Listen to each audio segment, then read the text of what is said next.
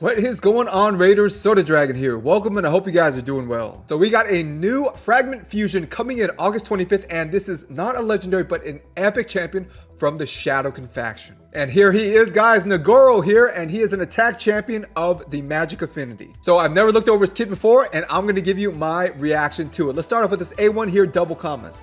Attacks one enemy 2 times. Places an extra hit if this champion is under an increased attack buff. Each hit has a 20% chance of placing a block active skills debuff for 2 turns. So guys, I'm guessing that chance to land that block active skills debuff is going to be increased to 30% chance with books. Alright guys, so what I think about is A1, well, for an attack based champion that is a damage dealing champion, if we don't know their damage multipliers, it's really hard to judge them. That being said, I'm just going to judge what I see at the moment. And what do I see? A 2-hitter into a 3-hitter if he is under an increased attack buff, which he can place himself with his passive, or chances are you're going to place it with somebody else. I think this is a pretty good A1, especially if that block active skills chance is going to be increased to 30% per hit on a potential triple hitter. All right, guys, on to the A2, Abduct By Night. Attacks one enemy, places a block buffs debuff for 2 turns.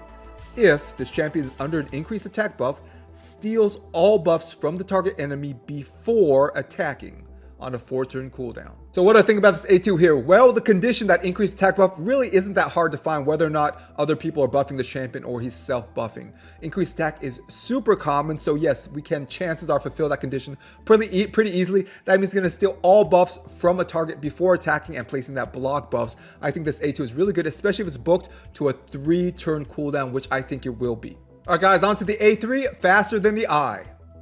Attacks all enemies. Decreases the cooldown of this skill by 1 turn when attacking under an increased attack buff on a 5-turn cooldown. Alright guys, so as I mentioned, yeah, it's really hard to judge these AoEs in particular from these damage-based champions or attack-based champions without damage multipliers. But that being said, this is probably meant to hit hard. Why? Look at the description. Attacks all enemies, that's it. The rest of the description talks about the cooldown. It doesn't talk about the skill itself actually hitting people. All it says is attacks all enemies. So I'm guessing this is going to hit pretty hard. And yes, on a 5-turn cooldown, probably bookable to 4. Who knows, maybe 3, but probably bookable to 4 because we're also getting the increased cooldown because he's going to be under an increased attack buff.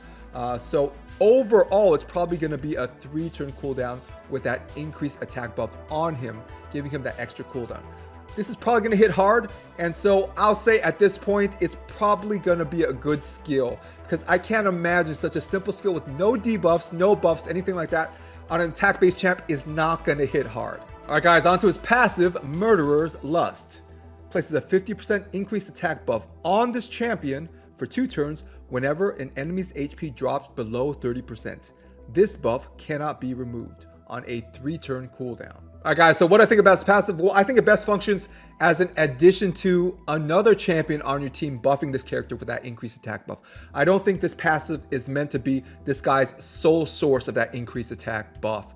Because really, you want the increased attack buff while he's hitting people, while he's trying to get them below 30% HP or anybody else. You really don't want it after someone has already gotten down to 30% HP. I mean, if you're using some other nuker before this guy, then really, why do you need this guy, right? So ideally, I think it's meant to be sort of in addition to that increased attack champion that you're using. And yes, he's going to put it on himself, but luckily it cannot be removed. So he's going to put that permanently on himself after maybe he uses his big A3, his big AoE. It's meant to do a lot of damage, has that increased attack buff from another character on your team. And now he gets an irremovable increased attack buff. Alright guys, so overall, what do I think about NOGORYO? Well, I think he's an interesting champion, but we don't know his damage multipliers yet, and he's an attack champion. We really need to know that for attack champions. Other champions, maybe not so much, but for attack champions, yeah, we need to know damage multipliers. That being said, if his damage multipliers are bad, he's going to be a bad champ, period. He really doesn't have many redeeming qualities if his damage multipliers are bad, but if they're good, then yeah, this guy can probably slap pretty hard with that A3 since it's like the simplest description of all, attacks all enemies. And he also has a potentially triple hitting A1, really good maybe for the Fire Knight, or if it's just damage multipliers are good, he gets that extra hit, and maybe he's like Phoenix with that really powerful hitting A1 when he gets that extra hit. So it could be something like that. Stealing buffs, block active skills.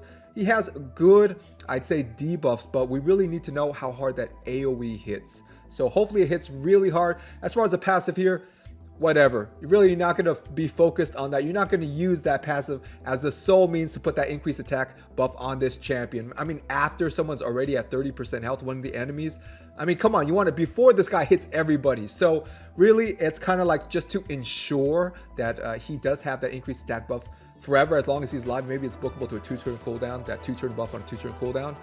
But beyond that, I would say he has potential. We're really going to have to see with these attack-based champs. But yeah, he's going to be a fragment fusion, and he's coming soon. Now, Plarium's official description, they say this guy is going to be useful in faction wars and in the arena as your primary or secondary damage dealer. So they think this guy is going to be doing big damage. Guys, make sure to let me know in the comments what you think about him and if you're going to go for him. Now, he's a fragment fusion.